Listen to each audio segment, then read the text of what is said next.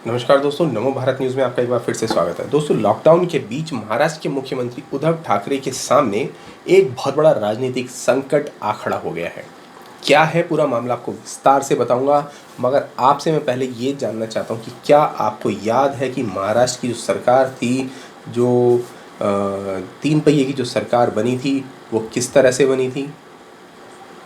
आपको याद होगा कि हिंदूवादी जो घोर हिंदूवादी पार्टी थी शिवसेना, उसने जाकर मुस्लिम तुष्टीकरण करने वाली जो पार्टी है कांग्रेस, उसके साथ गठबंधन कर लिया था। और उसके लिए उसने जो मीडिएटर का जो सहारा लिया था वो कौन सी पार्टी थी? वो थी एनसीपी, शरद पवार की पार्टी एनसीपी। और उस समय आपको ध्यान होगा एक बहुत लंबा चौड़ा एक राजनीतिक ड्रामा चला था, जिसके बाद कभी सत्ता में एक बार बीजेपी आई, फिर उसके बाद इस्तीफा दिया गया, फिर वापस जो है सत्ता में कांग्रेसी, एनसीपी और शिवसेना की जो 3 तिगड़ी वाली जो सरकार थी वो सत्ता में काबिज हो गई। और मात्र किस लिए? क्योंकि शिवसेना चाहती थी कि उनके पास मुख्यमंत्री पद हो, मुख्यमंत्री की जो कुर्सी है वो शिवसेना को मिल जाए। अब जिस सपने के साथ शिवसेना ने अपने जो आधारभूत जो ये थे, नियम थे, उनके साथ समझौता किया, अपने मुद्दों के साथ समझौता किया और जाकर उस कांग्रेस पार्टी के साथ मिल गई, उस सोनिया के कदमों में जाके गिर गई, जिसको कभी गलियाते इनके गाल नहीं थका करते थे। तो ऐसी पार्टी में जाकर ये उनके कदमों में गिर गए। लेकिन अब वही कुर्सी अब शिवसेना के हाथ से छिनती नज़र आ रही है। और इसके लिए बहुत संभव है कि खुद एनसीपी और कांग्रेस ने ही कोई बड़ी राजनीतिक चाल खेली हो, क्योंकि इनको राजनीति का कोई बहुत बड़ा एक्सपीरियंस तो है नहीं। तो इनके साथ गेम खेला गया और ये बेचारे गेम प्लान में फंस गए। मगर ऐसों के साथ होना ऐसा ही चाहिए, बिल्कुल सटीक हुआ है। अब क्या हो गया है वो मैं ज़रा आपको बता देता हूँ, लेकिन आपसे यहाँ पर आग्रह करूँगा कि इस वीडियो को पहले आप ज़्यादा से ज़्यादा लोगों तक शेयर कर दीजिए, क्योंकि आपके द्वारा किए गए शेयर से ही हमारी वीडियो जन जन तक पहुँच पाती है और लोग जागरूक हो पाते हैं। अब आपको बता देता हूं कि लॉकडाउन के बीच महाराष्ट्र के मुख्यमंत्री उद्धव ठाकरे के सामने बड़ा राजनीतिक संकट खड़ा हो गया है। इस संकट के चलते उनकी सीएम की कुर्सी अब उनसे छिनती नजर आ रही है। महाराष्ट्र मंत्रिमंडल ने सोमवार को विधान परिषद की खाली एक सीट पर उद्धव को एमएलसी मनोनीत करने राज्यपाल के लिए भगत सिंह कोश्यारी से दोबारा सिफारिश की है। जी हाँ, यानी कि एक सीट के लिए जो है मनोनीत किया जाए किसको? ये अपने शिवसेना के उद्धव ठाकरे को, ताकि इनकी जो कुर्सी है वो किसी तरह से बच सके। मगर ऐसा होता अब लग नहीं रहा है। आपको बता दें दोस्तों कि ठाकरे अब तक किसी भी सदन के सदस्य नहीं बन सके हैं, जबकि 3 महीने से ज़्यादा इनको हो गए सत्ता में बैठे हुए। और महाराष्ट्र कैबिनेट ने कोरोना संक्रमण से उत्पन्न मौजूदा स्थिति का हवाला देते हुए जल्द मनोनीत करने की राज्यपाल को दोबारा सिफारिश भेजी है। यानी कि राज्यपाल ने कहा था कि आप जो मुख्यमंत्री बने बैठे हैं, आप संवैधानिक तौर पर किसी ना किसी सदन में जो है आप कोई भी पद पर होने चाहिए, लेकिन आप किसी भी पद पर नहीं है, बावजूद उसके आप मुख्यमंत्री बने हुए। ये क्या चल रहा है इस देश में?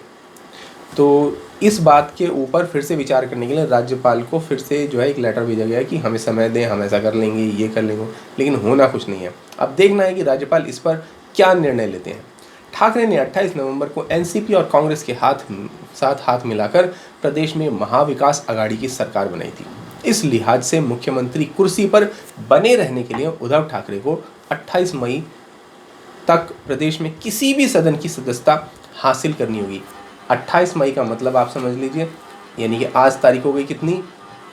आज 28 तारीख ही है, और 28 आज शाम तक अगर ऐसा नहीं कर पाते हैं तो इनकी कुर्सी जाना लगभग तय समझिए। लगभग तय क्या समझिए, अब शाम तक इन कोई जादू की छड़ी तो होगी नहीं इनके पास कि जादू की छड़ी हिलाएंगे और जो है ये मुख्यमंत्री बनने के लिए किसी न किसी सदन में मनोनीत हो जाएंगे।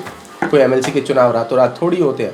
अब भारतीय संविधान के अनुच्छेद 164(4) के तहत किसी भी सदन से जुड़े ना होने के बावजूद भी कोई भी शख्स 6 महीने तक मंत्रिमंडल में मंत्री या मुख्यमंत्री पद पर बने रह सकता है। और अब इन बदले राजनीतिक माहौल में ठाकरे को 28 मई तक किसी भी एक सदन का सदस्य बनने की संवैधानिक बाध्यता है। अच्छा, यानी कि आज जैसे अभी अप्रैल हो गया, यानी 1 महीना इनके पास है, 1 महीने में इन्हें ये सिद्ध करके दिखाना होगा। यानी आज जैसे 8 अप्रैल है तो 28 अप्रैल है तो 28 मई तक इन्हें ये सब करके दिखाना है। अब 28 अप्रैल से 28 मई तक 1 महीना लगता है दोस्तों, लेकिन इस 1 महीने में इन्हें क्या चाहिए, इन्हें एमएलसी चुनाव भी कराने पड़ेंगे। इसके अलावा अगर ये उसमें नहीं हो पाते हैं तो उसके बाद इन्हें विधानसभा या सदन में, ठीक है, या लोकसभा में किसी भी एक जगह पर इन्हें सीट पर होना ज़रूरी है। तो लोकसभा के चुनाव तो होने नहीं है इनमें, ना ही कोई लोकसभा की कोई सीट ऐसी खाली होने वाली है। विधानसभा के चुनाव हो चुके हैं उनकी, इसमें पार्टी में ये लोग सब जीत चुके हैं। अब या तो अपनी पार्टी के किसी व्यक्ति को बोले कि तुम कुर्सी से हटो, यहाँ पर चुनाव दोबारा कराएंगे, तब जाके कुछ हो सके। ऐसा कुछ भी होने वाला नहीं है। अब ऐसे में 6 महीने में से 5 महीने बीत गए, रह गया है अकेला 1 महीना। इस 1 महीने में भी क्या करके दिखाते हैं, ये देखने की बात है। अब दरअसल महाराष्ट्र में बीते 26 मार्च को प्रदेश में 9 विधान परिषद सीटों पर चुनाव होना था, लेकिन सूबे में कोरोना संक्रमण के बढ़ते खतरे की वजह से चुनाव अनिश्चित काल के लिए टाल दिए गए। और जो हालात इस समय महाराष्ट्र में कोरोना वायरस के चलते हो रहे हैं या कोविड-19 के चलते हो रहे हैं, उसके हिसाब से तो यहाँ 1 महीने क्या अगले 3 से 4 महीने भी कोई चुनाव होने की संभावना नज़र नहीं आती है। महाराष्ट्र के कैबिनेट ने 9 अप्रैल को भी गवर्नर को उद्धव ठाकरे को एमएलसी मनोनीत करने की सिफारिश के लिए एक चिट्ठी राजभवन को भेजी थी, लेकिन उसका कोई सटीक उत्तर नहीं मिला था, जिसके बाद कोई संभावना बनती नजर नहीं आई थी। अब भारतीय संविधान के अनुच्छेद 171 के तहत राज्यपाल को कुछ निश्चित संख्या में विधान परिषद में सदस्यों को मनोनीत करने का संवैधानिक अधिकार हासिल है। अब मनोनीत एमएलसी के लिए कला, साहित्य, विज्ञान, समाज सेवा पृष्ठभूमि वाला होना ज़रूरी होता है।